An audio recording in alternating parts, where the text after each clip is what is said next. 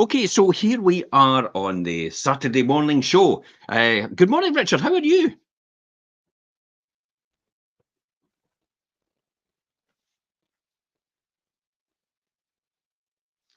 Okay, so what we're going to talk about then is the 4 ways to declutter. This is all about adding value and space with the perfect method for you. If you are in the process of selling your house or looking to sell your house or thinking about downsizing or just thinking about decluttering because you've got a lot of stuff you've gathered over the years, this is probably going to be the show for you. Even though it can add thousands to your selling price and give you more space to enjoy. Decluttering can feel like a real mountain to climb. And boy, do I know about climbing mountains. As well as the dilemma of where to start, it's easy to lose momentum when you get halfway through this process and your home looks worse than it did before. I've been there. I could feel everybody's pain. However, if you find the right method for you, decluttering can elevate your surroundings and have a great personal benefits, including a heightened sense of well-being, a clearer head, and even improved sleep. With that in mind, we've been scouring the web and decluttering techniques to suit every mindset and lifestyle, and we've narrowed it down to the Fantastic Four, along with a bonus track, as usual, give you that wee bit extra added value. Richard, what are the Fantastic Four we need to speak about? So the 4 that we are going to speak about today, Jim, is we're going to start off with the one method, and then we'll look at the boundary method, and then look at the week by week method, and then the KonMari method, which will be quite interesting to look through, and then the universal decluttering tips we're going to round it up with at the end. Yeah. So along with each method works, we've listed the pros and then we're going to list the cons. So you could pick one that's more maybe your style, because obviously people have different styles and things, so and different approaches to things. Whatever technique you choose, you see your sea of stuff and clutter will soon become a thing of the past. So we'll just dive in, Jim, and lead us off with the one method. Oh, the one. It sounds like an episode of The Matrix. The one. The one method. How could I explain and describe the one method? Perhaps the easiest decluttering technique to master. The one method uses a simple concept of getting rid of the one thing every day until the job is done. So in other words, if you're going to be moving in a year's time, you get rid of one thing every single day and you've got rid of 365 things, unless you're in a leap year and it's 366. Just to cover that, just in case I get these process people out there and disciplined people. Oh, well, what about a leap year? Yeah, 366 in a leap year. So let me talk about the method behind this. Set your target each day. It could be 2. It could be the 2. Not just the 1. It could be the 3. I'll do the 3. It could be the 4. It could be the 5. Whatever you want. So you could set your target daily, which could be from anything from moving a single item to building a box of things to donate, or gradually filling a bag of rubbish as well. I think that would be the other ones. So what's the pros and cons of this, Richard? So I suppose the pros of doing the one method, it's a great way to create a habit, like you say, one thing a day or whatever, with a low level of like obligation or commitment to doing that. You know, that's what people find hard. So yeah, you like can create that kind of habit and making it a perfect option if you're easily overwhelmed or maybe you're super busy, or often maybe away, maybe you travel for work and things, and you just don't simply have the time. Create that habit and do like that. I like the one thing a day, Jim, because then it compounds up to 365 things in a year, or like you say, 66 in a week. This could often then develop a habit of, a habit stacking. So, Stephen Covey, Yeah. when you talk about habit stacking, you talk about that, and you think to yourself, actually, if you do one every single day, then you'll probably end up in a month or 2 months' time actually be able to do two every single day. And then, in a couple of months after that, you might be able to do three every single day. And it might become just a bit of normality overall. What is the downside of doing this? Suppose the downside or the cons will be obviously Yeah. it takes a long time to complete and see the results. So not that suitable for lifelong hoarders or things, or people maybe who have larger homes and have a lot of things to get through. Mhm. Do you know that could take a long time to work through all that? Yep, that's me, definitely. I like the idea though. I like the I concept was just doing in a, I general. was doing a playwright.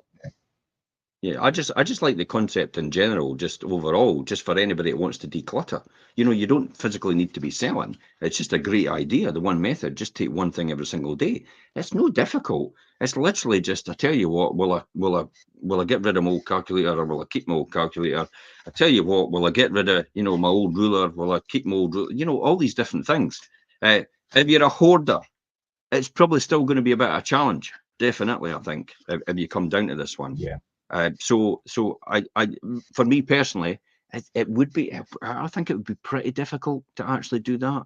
It would be easy on the overall when you think about it, but overall, I think it would be pretty difficult. I mean, what would you like this idea, Richard? I don't think it would work for me. We were doing a playwright actually recently, and it's like, yeah, I'm very bad for keeping a hold of things and just for no reason. So it's maybe not the best method for me. And that's what I was saying at the start. Each method might suit individuals differently. So, So what about the boundary method then? so the boundary method. So if you're looking for a decluttering technique where you can see immediate visual change without taking maybe on the whole room, perhaps the boundary method is more for you. Yeah, And the method that's involved in the boundary is you pick maybe a single drawer, or maybe the cupboard, or maybe a shelf, or even just a box of stuff that's been set, and that's your boundary, and you work on it and separate the contents and keep what obviously you're going to keep and donate or chuck the rest, and then place each item you're keeping in its new permanent spot. So if you're keeping something and you don't have a permanent spot or somewhere for it to go, do you really need to keep it? That's the question you should ask yourself when you're doing that method of thing. yeah, because there's a lot of stuff sitting about. I mean, the classic example is when you get a lot of ornaments and stuff like that. There's loads, and then you see literally all you do is spend your life dusting the whole lot of them. And then they go back exactly where they are. I, I mean, they look great, but you just every single day you're just dusting them all the time. So we're no advocating a sterile environment, by the way. No. Yeah, you open up the plastic sheets in order to get in, and there's a humidifier, and there's a dust extractor and everything, a depollinator and everything coming into the room. I could just imagine that it's almost like a completely sterile environment. So the boundary method, I kind of do this on a scale when I leave my house in Spain. It's like I eliminate a room at a time. So when I'm cleaning before I go, Yeah. I just it's like the back bedroom first. It's the bedroom over from that, and then it's the main bedroom. It's the ensuite, and then it's the bathroom, and then I close the door, and I'm into the living room, the dining room, and then I do the patio, kitchen, and then living room, dining room, and then I'm out the door, done and dusted, electric off, water off, job done. So that's to me what I think the boundary method kind of is. What is what is the upside and what's the downside of this method? Have I got any upside and Yeah. downside? Yeah. I mean, obviously, there's pros and cons, or like you say, upside and downside to everything, I suppose. But the pros of this method would be removing like those bothersome eyesores, like overstuffed wardrobes or those drawers that you can't close because they've got so much stuff in them. Yeah, And swift little steps. The solutions that's perfect for clothes and beddings and towels and toys and all those things that you've got stored away to work through all that. So that's probably the pros of the yeah. boundary method, because you segregate that and work through all those areas. For the first time in a long time, I actually opened a door yesterday in one of the houses I was going round, and everything fell out the cupboard on me. That's like, I could not. I just laughed, and I just stuffed everything back in and then closed the cupboard door again and made sure it locked. Yeah. Okay. The boundary method. What could be the downside of this? Is there any downside to it, really? Or does it take longer again as usual? Well, it would. I mean, everything takes time, but I think probably the con for this one is if you're going to concentrate on maybe these drawers that are filled with things or a wardrobe that's filled with things. Once you start to empty that and think, right, okay, I'm keeping this, I'm donating this, I'm getting rid of this, you're going to have to find new homes for that. So you'll need to really then accept a degree of transition and a bit chaos as you locate or relocate things from these places to other places in your home.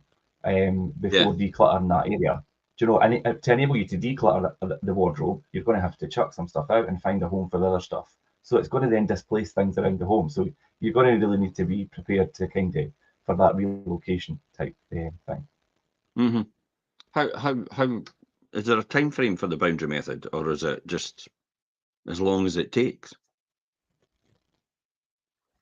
I mean, there isn't really a time scale as such. I think it's just as long as it takes. But I think because you're doing it one area at a time, as opposed to it's a lot faster than doing just the one item at a time, as the one method kind of follows.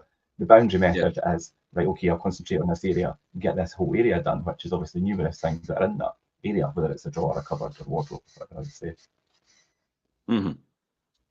So I think the boundary method. Do you think the boundary method is actually better than the one method, or do you think the one method, or is there two different audiences? Yeah, I think for me the boundary method is, and I know because I've done it just a couple of weeks ago. Because I'm like, I need to clear that cupboard in the back room. I need to, and I worked through it, and I was told that like, right, I have to get rid of this, and I'll have to. Where am I going to put this now? Because I want to keep it. And and then obviously it freed up space in that wardrobe, but I did have to then relocate things, and that's how I work. I couldn't do the one method, but that might work better for other people. And then as you scale up as well, so we go to one method, the boundary method, you could then go the week by week method. So I'll let you run us through the week by week method, Joe. Yeah, I'm going to have to take out a leaf out of my own book, because when I go to my wardrobe, I can't fit anything else in. And it's literally, it is, genuinely, it's like I've got shirts. I think, oh, maybe just no, throw that out. And it's like, for God's sake, just get rid of the damn thing. It's but it's the old adage about, oh, it's really good quality. I could still get some mileage out of that. It's that classic. You just don't want it, just in case you need it. Just in case you need it later on. Newsflash: your suit from the 1980s won't ever fit you ever again. Even though you think it's in good condition, get rid of it. It's been in your wardrobe all these times. I mean, that's effectively 40 years, almost. So it's time to get rid of that stuff. Well, I was just going to. 1970s flares. Get rid of your flares as well. They're not needed anymore. That's about 50 years you've had them.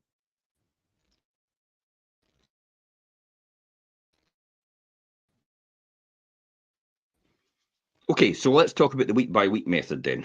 For anybody put off by the thought of bitty and drawn out decluttering, it's like just to get on with it there and then. The week by week method could hold an answer by focusing on a single room for 7 days. Hence the reason 7 days a week, until it's done.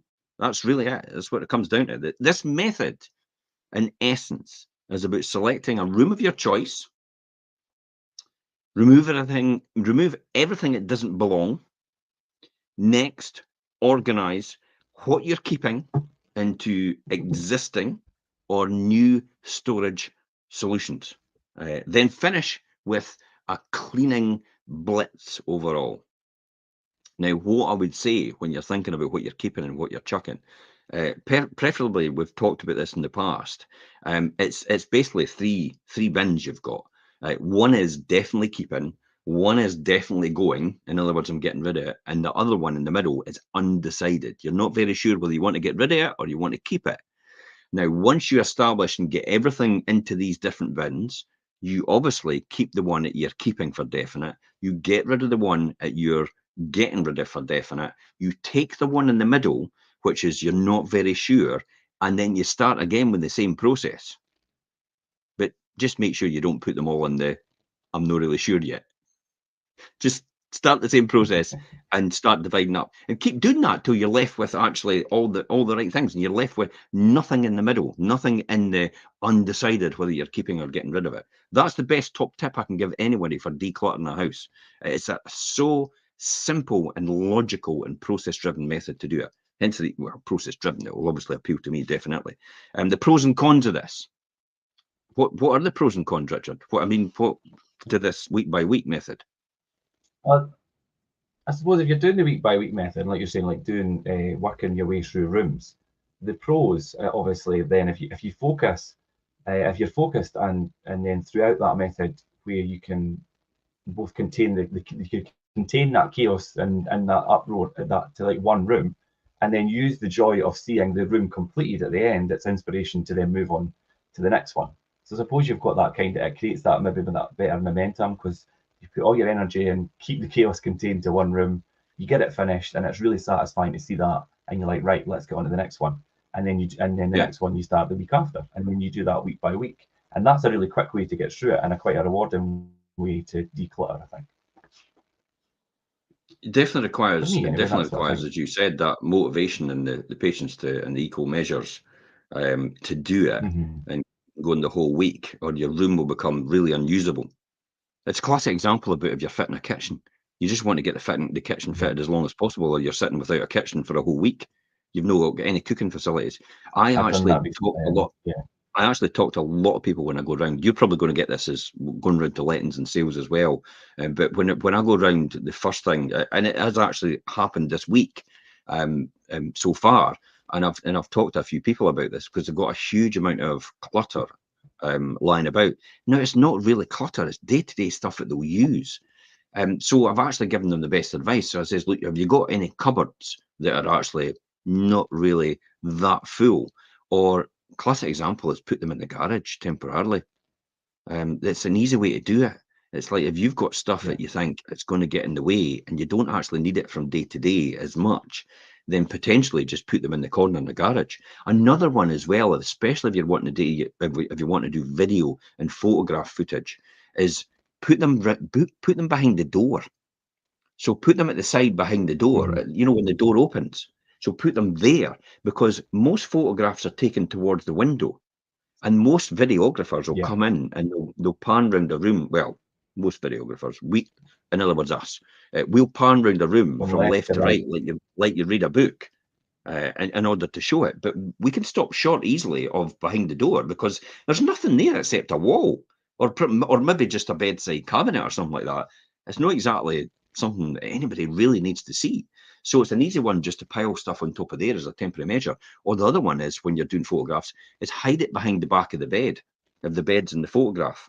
So the side of the bed. So if most people have the side of their bed on towards the window. So the side of the bed's usually on towards the window. And if you're taking the photograph from there and you've got quite a lot of clutter, then put it and hide it down behind the side of the bed. So when you're taking the photograph, you never ever see it because it's sitting down the back of the bed on the side. If that makes sense for anybody, hopefully give me a big thumbs up or something like that in the comments. But that's how you do it when you're wanting to get your photographs. And then you can put all that stuff back exactly where it should be if you really want to, because you're maybe using it day to day. So it's an easy one to do when you're doing photographs and when you're doing video, to get it prepared beforehand, and then just put everything back where it was before. Even, as I said, use cupboards. No one goes in to take photographs of a cupboard. No one goes in to take video footage of a cupboard unless the cupboard is an outstanding cupboard, which could possibly be a big, massive walk-in dressing room, or a home office, or something else that you would use potentially, maybe to convert it to an ensuite. That's the only way a videographer like us would walk in and say that. But it's easy enough as well when we're outside of that door, just to tap on the door and light in the camera and go, this is actually a home office just now. We can't go in because there's a few things in there which are personal to the owner themselves. However, it is quite a good size office, and it could have potential to convert to an ensuite or a dressing room as well, because it has a Jack and Jill of the bedroom, which I'm about to show you next. And then when you go into the bedroom, you see the door from the other side as well. So it's another way of getting your clutter into one room and actually just disappearing with that. It's the same with taking photographs. You don't need to have photographs of every single room. You can have, if you've got 4 bedrooms, photographs of 3 of the bedrooms will be fine. The 4th bedroom could have all your clutter in it now, and then you could just decant everything back to where it was and spread it out in the rest of the bedrooms once all the photographs and video have been done. But generally, that's all done in the same day. So I think these are the top tips I would give people that are wanting to declutter, but they're not sure how to declutter or what they should be doing for the photographer and also for the videographer as well. It makes no difference to the valuation of your property if your house is full of clutter when a home report's getting done. Surveyor's not going to, it's not going to put them up nor down about that.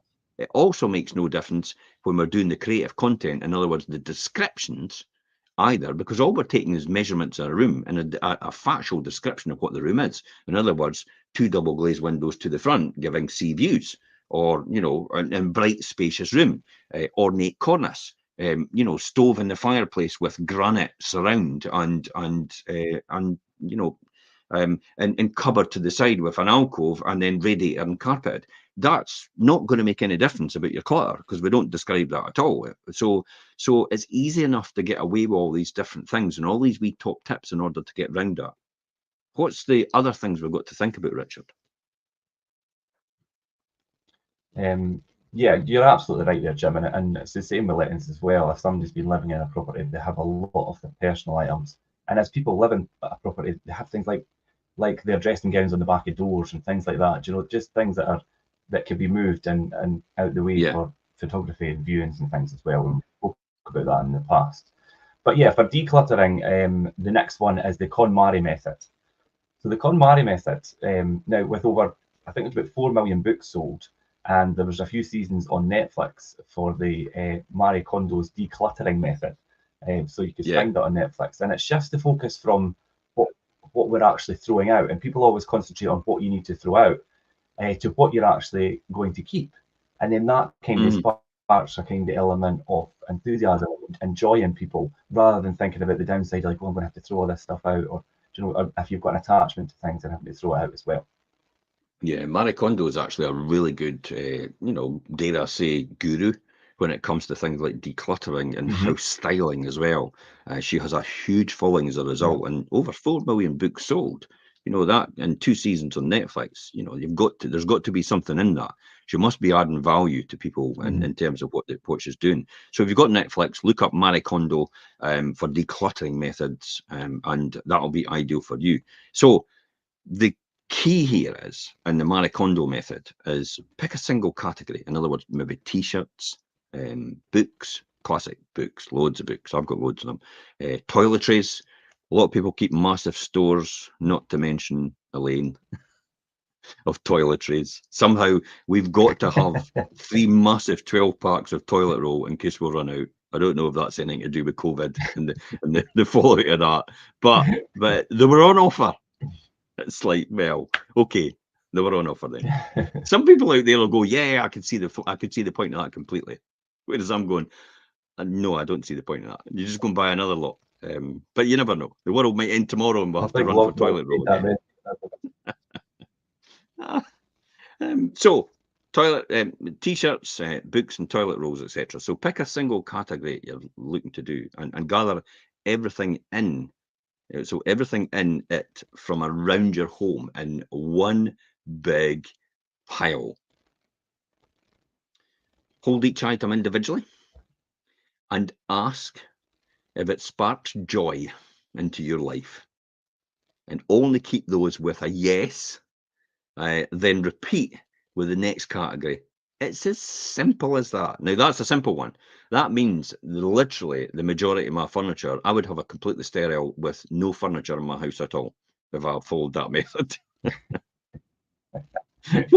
What's the so what is the upside of that then, Richard?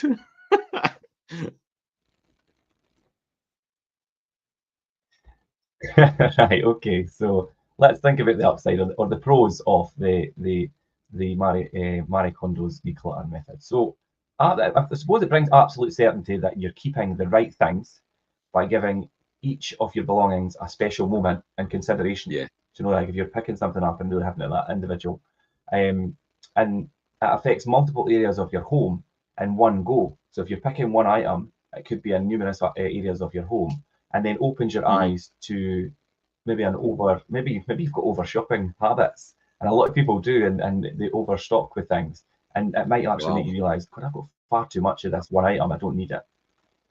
So there's I think that's probably the pro side of it. Like, is that a new blouse? No, I've had that for years. It's like, and for me personally, that probably applies completely, because I often get stuff, for Christmas and stuff like that, and it still sits with a tag in the cupboard on it. But I don't know. It's just me. I just like familiarity, as most people will see. I like familiarity. I like to wear the same sort of thing all the time, kind of like the Simon Cowell's, the black T-shirt and the black. I've got 6 or 7 different gold jackets, and everybody goes, "You're still wearing that gold jacket?" It's like, no, I've got about 6 or 7 of them. Yeah, got you. So I'm maybe still wearing a gold jacket, but it's not the same one all the time. So that, absolute certainty. It's like what you say. Multiple areas of home in one go opens your eyes to over shopping habits. Definitely, I think a lot of people would be very surprised about that. The cons about this is definitely, it's not for the faint-hearted. It is a clinical process. The piles can feel quite overwhelming when they're sitting there, I think. And when you're mid-method, and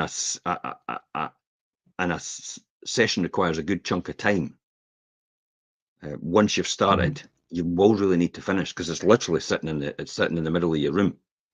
So unless you're prepared to walk around it time and time again, day in, day out, you're just going to have to finish it there and then. So I think it's really a get up in the morning with focus and attention, and just that one thing you need to do it, and stop there, and then the next day do the same thing. I think a great idea is to actually take the Marie Kondo method and actually combine it with potentially the one method. You know what I mean? So you're Right. taking, just one thing. So the one thing isn't one item, it's now this one task. So you can combine the both of them. Do you know, I was just thinking when you were saying that.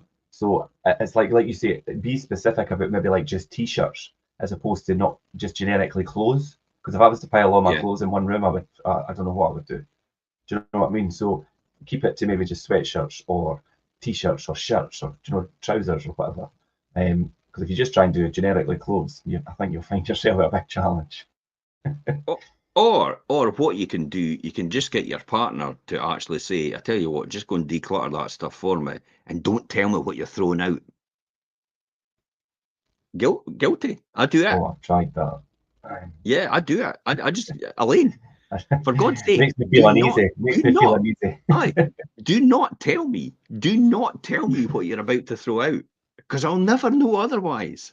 If it's been sitting there for about 10 or 15 years, I'll never ever use it after that. But if you give me a choice of whether I want to keep it or not, I'll keep it. I'll end up giving up and just keeping it, knowing full well it's going to sit there for a lot of years. I tell you what, how many of us have bought something off of Amazon and never actually returned it, and it's still in the box? You as well. Everybody out there, I bet you everybody puts their hand up to that. You know, you were making reference to... It's like we've got all this stuff that's brand new from Amazon in the box, and we've never ever used it, and we've never ever returned it, and it's like, it's just sitting in our house taking up space. Do you know, you were talking about your shirts and things earlier, and one of the most crazy things, and I did eventually throw it out, but I had a top that I bought, and I wore it on my 21st birthday, and I loved it, and I've never wore it again, and it doesn't fit me anymore, and I'm 37, and I only threw it out, I think, last year. I'm like, right, it has to go. I'm never going to wear it again. But anyway. That's what I mean about the 1980s suit. It's like, I think I was a 28 waist in 1980, so there's no way that suit's ever going to fit me again. But it's like, oh, it was a good suit. It's like I could have got a bit more mileage out of that. It's like it would have been like this on me. Oh dear. Yeah, I think So you just what? need to be ruthless. Yeah, so it is really ruthless. So let's just finish up then and talk about the universal decluttering tips. Overall, Yeah. what advice could we give anybody out there? It's, over and above the four methods that we've just spoken about and some of the advice that we've given, what are the what are the universal decluttering top tips that you would think of? So I think whatever decluttering method you choose, I think you need to try some guidelines and principles to make your initial efforts more effective, and keep your home feeling that fabulous way that you want it to feel. So I think firstly, free up wardrobe space by hanging only clothes that you wear. I'm guilty of this. Yeah. For that season, even for if it's spring, summer, or winter, autumn, winter, and folding the rest in a suitcase or a box and storing them away, and alternate as the seasons change. That's a really good one, I think, for people that have got a lot of clothes.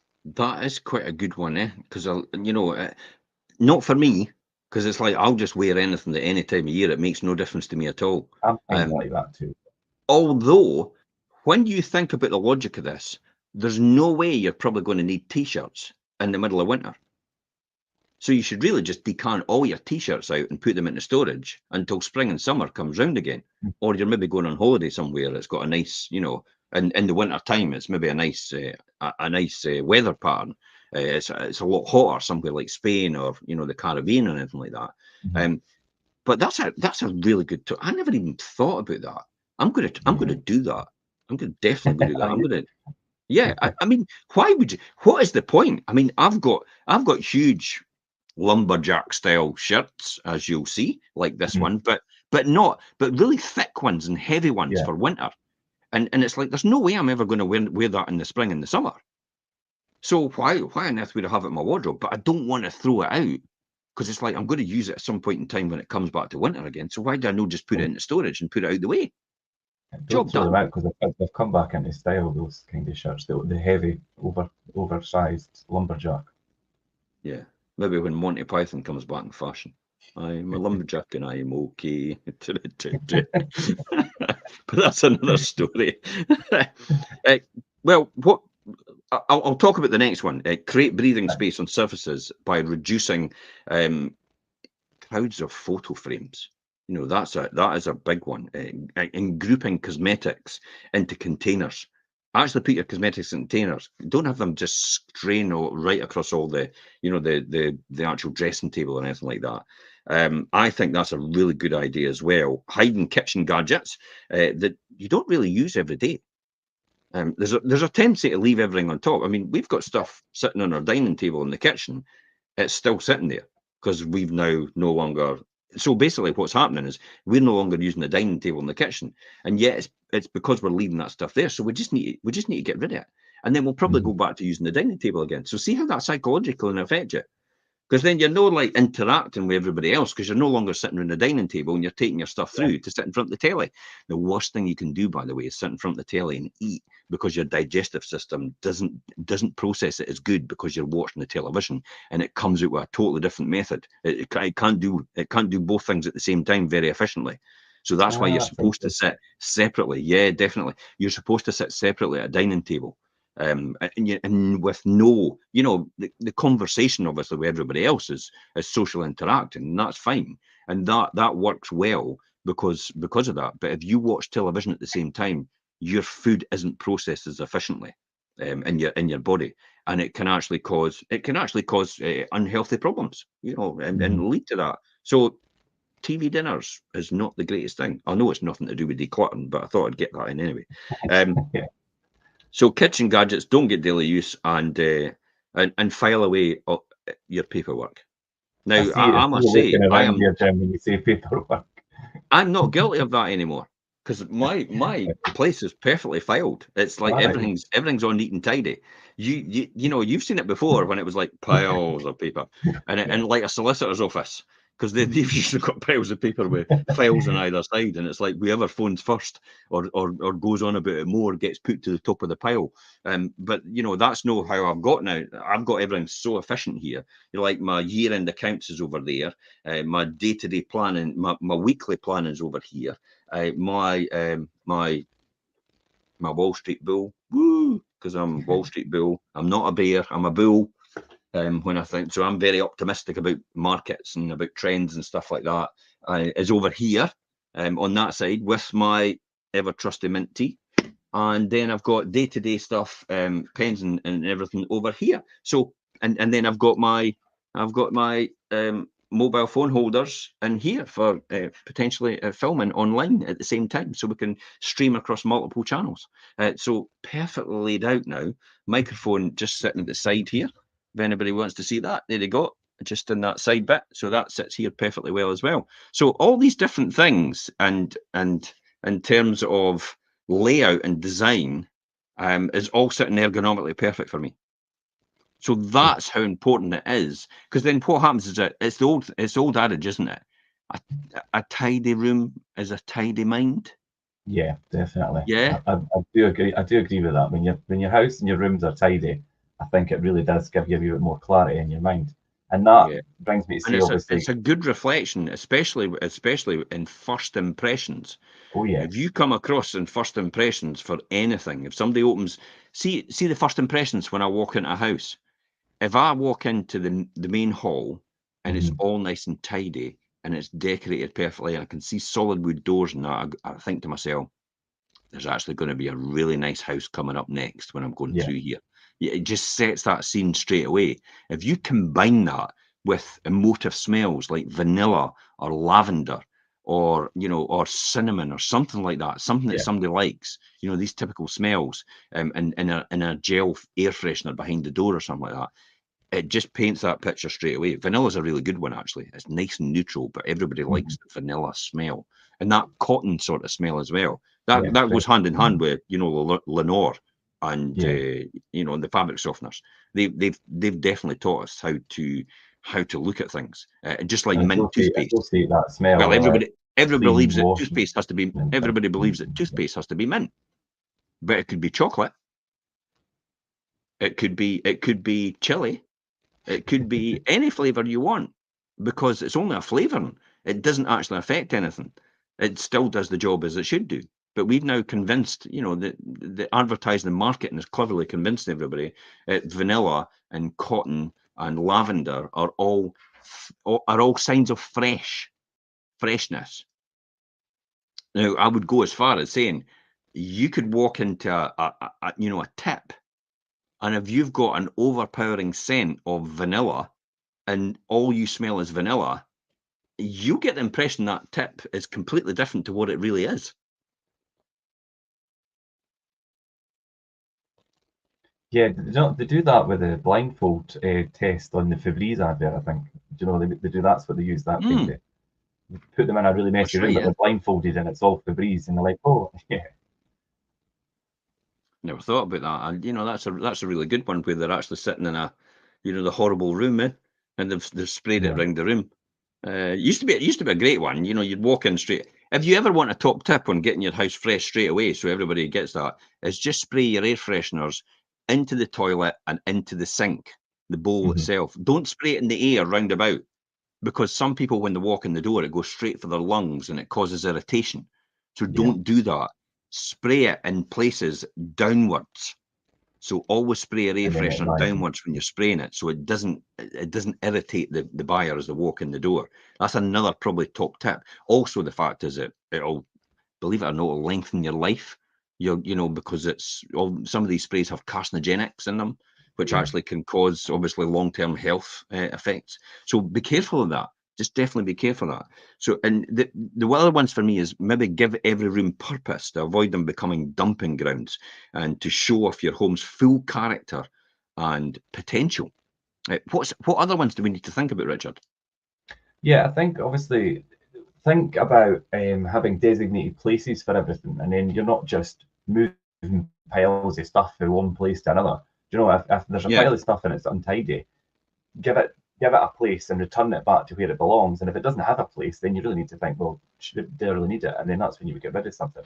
So yeah, definitely have designated places for everything, and avoid having just piles of stuff that you move from one place to another throughout the house. Yeah. And for goodness sake, don't declutter alone. It is, Yeah. unless you love to do things like that on your own, you have no involvement in everybody else. But make it a sociable and fun experience, especially if you've got young children, because they like these sort of things, and possibly put a reward at the end of it, like for from a family pizza party to a catch up night with friends, or a spring clean weekend with a partner, or anything like that. You just if you put a reward at the end of it, especially for young children, or mature children, I suppose, as well, depending on what the reward is, then yeah, it will give people something to work towards, definitely. So universal decluttering tips. And finally, if you're gearing up to sell, but bursting at the seams with things that you want to keep, just rent a storage room for the temporary. Your friend might have a garage next door. I've seen that happen. That happened at West Street and St. Morans. The upstairs had they decanted all their stuff into downstairs, into the property down there. While they're doing all the renovations, so they got it out of the way, and then they'll put it back up, and then we're ready to go with that one as well. So these are all things. If you're bursting at the seams and things you want to keep, then rent a storage room and fill it with whatever you can live without for a few months. Yeah, and trust me, you can't live without a lot of the stuff that you've got, because most of it's up the attic. There's another way to actually, if you've not got, if your attic hasn't really got a ladder, it takes you up to the attic, and it's not a wow factor. In other words, you can't stand up in it, you can't convert it or do anything like that. You could probably just put everything up the attic as a temporary measure if you've got a floored attic or a partially floored attic, because it's neither here nor there. Just make sure you've got sort of leeway for the surveyor to pop their head up when they come to do the home report and just inspect some of the beams and that to see, because older style houses will have probably historic woodworm. Now, it's probably been sprayed and it's now inactive woodworm, but the holes don't go away. So the surveyor still has to see and still has to make an assessment on that, and it usually comes up in the report. But they usually, if it's active, they will say that. But if you've had warranties and guarantees and it's been sprayed before for the woodworm, then there shouldn't be anything to worry about. But they still have to get access to get through there just to have a look. Finally, what's your thoughts on this, Richard, before we finish off? I think just to round up, obviously we've covered quite a few different methods and approaches, and I think, like I said at the beginning, there'll be one that resonates probably better with each individual person and the way they like to do things and how their mind approaches things. So there is something out there for everybody. Whether you want to do one thing at a time or do one room at a time, or even just look at individual items like the KonMari method. So yeah, just look for the right method to do it. And like you said, Jim, get somebody to do it with you. Don't try and do it on your own, because you'll end up just sitting in a sea of clutter and kind of feeling a bit dumbfounded and overwhelmed. And then the worst thing could happen about that is then you don't get through the task you were meant to do in the first place. So you just kind of feel a bit demotivated about the whole thing. It could maybe just put you off completely. So, get other people involved. But as I said, they're not going to have the same mindset as you, especially young children. You're going to have to reward them in some sort of way for doing what they're doing. And I don't mean make it like you're going to pay them. I mean, let's get this done, and then we can go out to McDonald's or whatever it is. That's the classic one to do. Let's get this done, and we can go out to that favourite place that you like, whatever that is. So my final words on this is really, could decluttering add value to your home? Well, we've helped homeowners in Fife to sell a lot faster for more money with our tips and tricks on decluttering, actually, and in styling as well. So if you're looking to do anything, then I think don't start straight away. Maybe get the advice first, because often I will walk in the door and I will just say to them, "No, you're not needing to do that much." It's like I had one recently over in Creole, and she said to me, "Look, my brother said," and her brother's never been in the property for a long time. My brother says I really need to come back and clean the whole thing top to bottom. And I looked at it and I thought, it's really antiquated. It's no, and it doesn't stink or anything like that. There's no smells coming from it. I says, you'll never ever see that in photographs and video. That'll never be seen. This is just all minor stuff. I genuinely think somebody's just going to rip this all out and start again because it was that antiquated. So I says, so you coming back and coming to spend a whole, because she's the other end of the other end of Scotland. It's like you coming back to have to wash this down and clean it all up for all that time and get carpets washed. The carpets had, you know, like it had they had been bleached with the sun coming through the window, but there was bits where the furniture was it wasn't bleached and it was just a normal colour. I say, so even though you wash that carpet, you're still going to see that. It's going to make no difference. So I says you're better off just. Somebody buys, they're going to lift them anyway. Yeah, you're better off no bothering. So I saved her a week of having to wash this place from top to bottom, only because her brother said that. Because he thought it'd be a great idea. It's obviously because he wasn't doing it. And what you ultimately done, Jim, was give her time back. It's time. Time is the most valuable thing. You're never going to lie on your deathbed and think to yourself, I wish I'd spent that week washing that house down. You're never going to do that. That's never going to pop into your mind. You'll be thankful that you maybe spent that week doing something more productive. It actually created a memory that it'll last forever in other people's minds while you're popping your clogs. That's what the whole thing's all about. It's not a dress rehearsal. You're not coming back. It's a one-time event. So make the most of it. Now, I'm not saying a word of warning here. Jim says, don't say Jim says, throw caution in the wind and just don't bother forever. And that's the way I'm leaving it. Get us out to get the best advice. That is the whole point of this. So you know where you need to start on your journey, because you might not even need to declutter at all. And in your mind, you might think you have to do it, because there are all these top tips that can help overall. Until next time, guys, it's thank you very much from us. Thanks for coming on, Richard. And it's bye-bye from us. Bye.